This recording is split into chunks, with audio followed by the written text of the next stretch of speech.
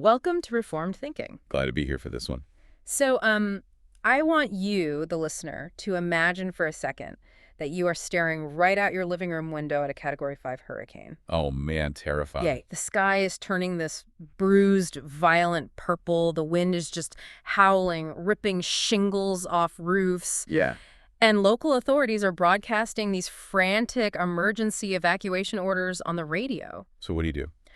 Well, in response to this, you decide the absolute best way to survive is to pack a single flimsy canvas bag. Okay. And you fill it with like some almonds, a jar of honey, and maybe a roll of quarters.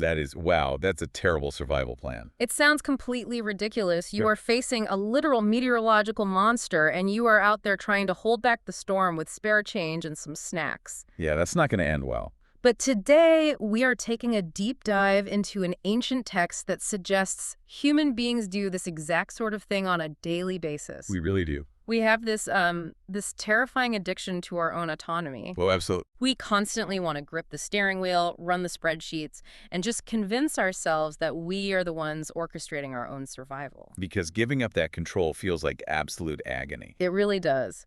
So our mission today is to dive into two analytical theological texts centered on Genesis chapter 43. Specifically, we are looking at verses 11 through 15, and then jumping into verses 16 through 25. Yeah. And the goal is to unpack how these ancient texts diagnose our modern anxiety. Right, because they don't frame it as a biological misfire. No, they frame it as a theological failure. We are going to contrast our frantic, white-knuckled human striving with the unmerited sovereign grace of God. And the central mystery we are tracking today is this huge psychological paradox. Yeah, why does receiving absolutely free, unearned survival cause the human heart so much terror? It is a huge question.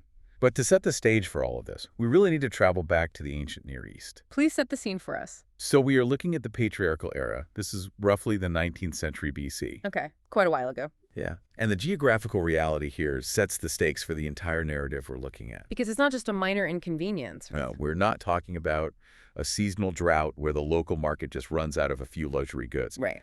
The text described this as a cataclysmic agricultural failure. The rains of the Levant have completely stopped. Wow. And the annual inundations of the Nile, which, the entire region depends on for agriculture, those have ceased entirely too. So no water anywhere. None. We are looking at a region-wide famine causing complete socioeconomic collapse. Yeah. People are starving in the streets, livestock are dying, the dust is literally choking out entire cities. It sounds apocalyptic. It was. But the analytical framework of the text we are studying argues that this famine is not just a random ecological disaster. Right. There's a theological layer here. Yeah, the author asserts that this is an orchestrated event. It is decreed by God, designed to strategically reposition one specific nomadic family. To preserve the lineage of Abraham. Precisely. Now, Egypt has stockpiled grain and holds an absolute monopoly on survival. Which creates this massive geopolitical disparity. Right. You have a small, starving family of Hebrew shepherds in Canaan who are now entirely dependent on a terrifying foreign superpower. Okay, let's unpack this. The narrative picks up with the patriarch Jacob trapped in what looks like an impossible dilemma. Yeah, he is really backed into a corner here. He has to either watch his family starve to death in the dust of Canaan, or he has to send his youngest, most beloved son, Benjamin, down to Egypt. And send him right into the hands of a foreign ruler who controls all the food. Which is terrifying for him. In the preceding chapter, Jacob bluntly refused to let Benjamin go. He was just totally paralyzed by it. He was trying to halt the progress of events purely out of grief and fear. He was holding on to his son as his last idol of comfort. Yeah, Benjamin was his security blanket. But the severe famine acts as this crushing external pressure required to break his internal, stubborn self-reliance. It forces his hand. But the texts point out that Jacob does not just sit back passively waiting for a miracle. Right, he actually takes action. And that distinction is crucial. The texts break down the concept of sanctified prudence and contrast it sharply with the modern mystical idea of let go and let God. So he's not just sitting in a circle singing songs. No, Jacob commands his sons to take specific items down to Egypt. He tells them to take the choice fruits of the land. What does that mean in a famine?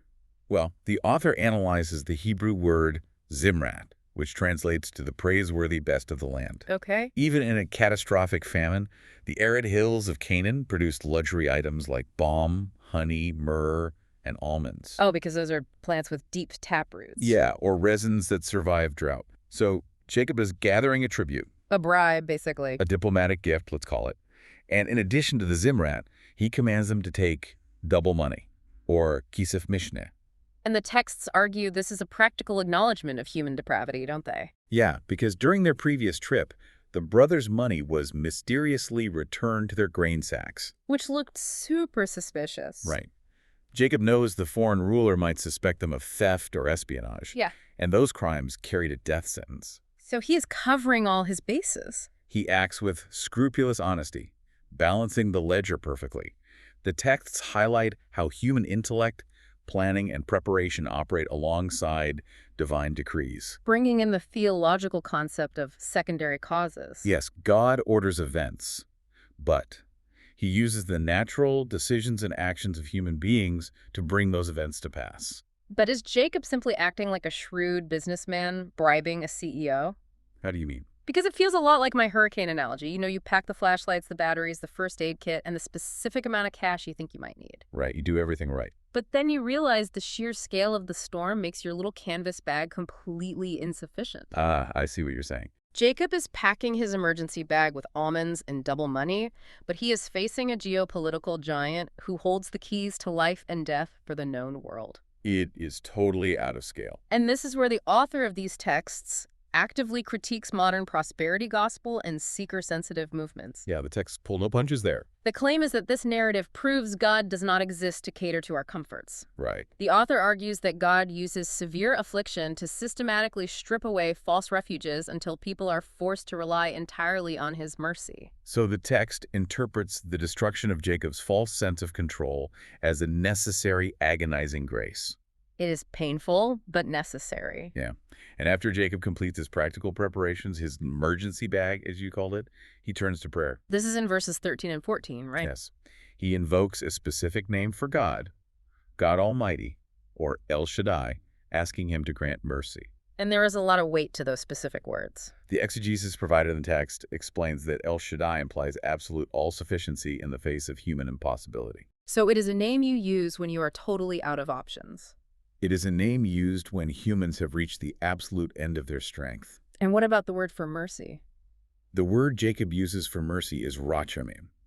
In Hebrew, this word is plural, and it relates directly to the word for womb.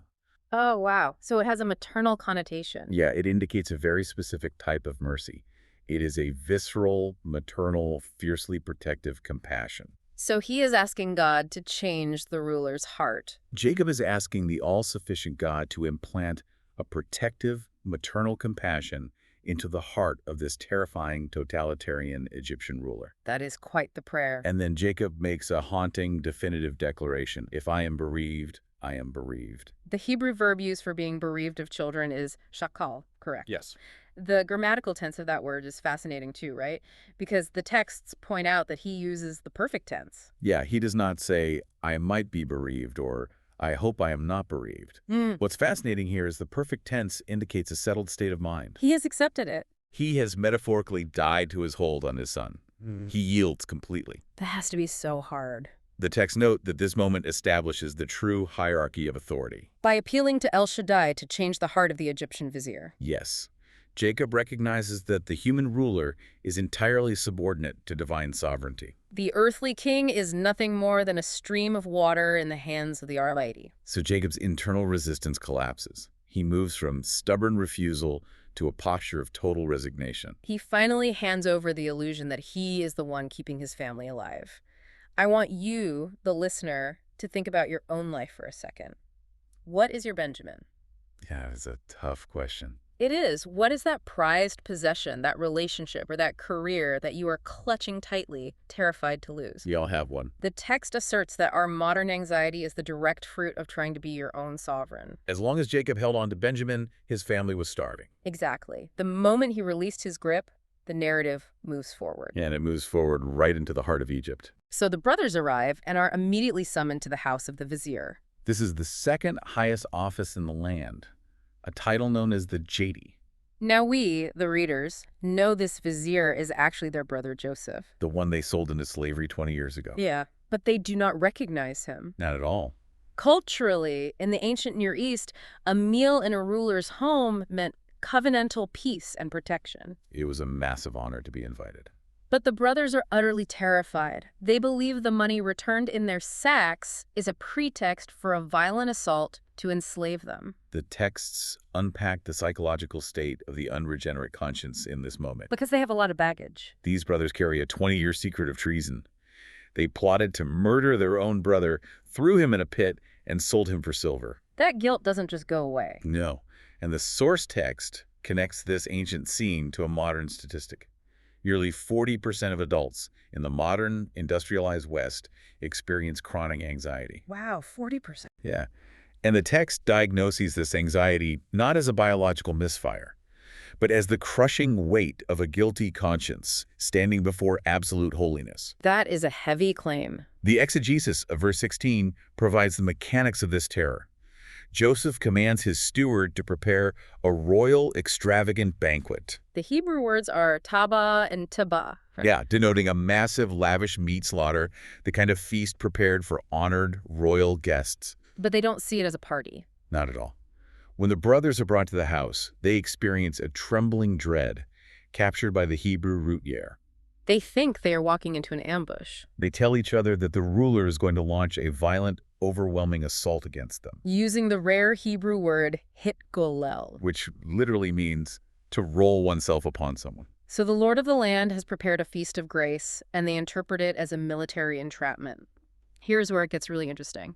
Think about a high school student who knows for a fact they cheated on a massive final exam. Okay, I can picture that. They get called down to the principal's office. They are sweating. Their heart is pounding. They know their academic life is over. They are cawed.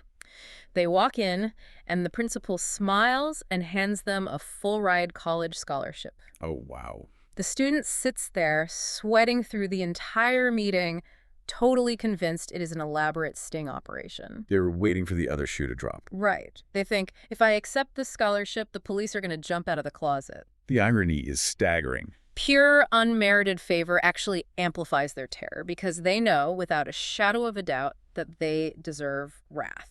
And the author of our source text takes this ancient dynamic and applies it directly to modern theological and social debates. Yeah, this part of the text is pretty provocative. Very. The text explicitly critiques Arminianism, Roman Catholicism, critical race theory, and social justice movements. And just to be clear to the listener, we are impartially reporting the author's viewpoint here. Right. We aren't taking sides, just analyzing the source material. So what is the author's argument regarding those movements? The author's argument is that these frameworks all attempt to bind the human conscience with either human merit or secular guilt. So it is all about earning your way. The author asserts that people desperately want a transactional relationship with justice. We want to hand over our own morality to pay our way. Rather than acknowledging true, objective guilt before God and accepting free grace. Yes, these modern frameworks, according to the text, offer systems where humans can tally up their good deeds. Like tracking their apologies or their social awareness to balance the scales. The text argues that humans despise the concept of free grace because it requires total vulnerability. It strips away our ability to say we earned our seat at the table. That desperate desire to pay their own way is precisely what we see the brothers doing next. They start freaking out at the door, right? Yeah, they frantically corner the Egyptian steward at the door of the house before they even go inside. Trying to explain the money from the first trip. They bring out the double money to balance their ledger, hoping to buy their safety and prove their righteousness. They are so obsessed with the exact weight of their silver. But the steward interrupts their frantic self-justification with a declarative statement. He just cuts them off. He says, "Peace to you. Do not be afraid." Such a powerful moment. He then reveals that their God, using the covenantal term Elohim, put hidden treasure in their sacks. The Hebrew word for this hidden treasure is matmon, correct? Yes, matmon. So what does this all mean? Well, we have these terrified men holding out their silver coins, and the steward essentially telling them their money is useless. They are trying to buy off a man who owns all the grain in the world with a few shiny pieces of metal. The texts draw a sharp contrast between the brothers' obsession with exact payment, focusing heavily on the Hebrew word for silver, kisef, and the steward's announcement of free provision. And the phrase the steward uses, shalom aleichem. That is analyzed in the source not as a simple, polite greeting. It's not just, hey, how's it going? No, in this context, it is a forensic legal pronouncement of safety. It is the official cessation of hostility. So the steward is acting as a mediator here. He answers their chaos with a word of peace. He then brings out Simeon, who had been held hostage in the prison. And Simeon's release is a picture of substitutionary freedom. Exactly. The steward brings them into the house, provides water, and washes their feet, Moving the entire scene from chaotic terror to established rest. The brothers are trying to operate under a covenant of works, bringing their kisef, their silver, to justify themselves, But the steward introduces a covenant of grace. pointing to the matmon, the hidden treasure provided by God. It is the tragedy of the human heart, isn't it? It really is. We try to hand over filthy, meager coins of morality to pay for a royal banquet that was prepared by the Lord at the Lord's expense for his enemies. The brothers are hyper-focused on their little bags of silver. And the steward is pointing them to an infinite, unmerited provision. They are so consumed by their own guilt that they cannot even comprehend the scale of the grace being offered. Now, the texts then pivot to explain why this story was written down in the first place. The historical context of the authorship. Right. Moses originally wrote this text for the Israelites who were wandering in the Sinai wilderness, And that was an audience prone to grumbling. constantly terrified of their circumstances and frequently longing to go back to the slavery of Egypt. Because, at least in Egypt, they had a predictable system. They had leeks, onions, and garlic. They understood the transactional nature of slavery. Free grace in the wilderness was terrifying to them. If we connect this to the bigger picture, the texts draw a massive redemptive historical parallel here. Presenting Joseph as a type of Christ. Yes, the authorial intent of Moses was to humble the Israelites in the wilderness. He wanted to expose the complete bankruptcy of their self-reliance. Like when they stood at Mount Sinai. Right, they boasted, "All that the Lord has spoken we will do," which is recorded in Exodus 19:8. They relied entirely on their own flesh. By showing them the story of their patriarchal fathers trembling before a vizier, desperately trying to buy favor with silver. Moses aimed to shatter their legalism with the reality of sovereign grace.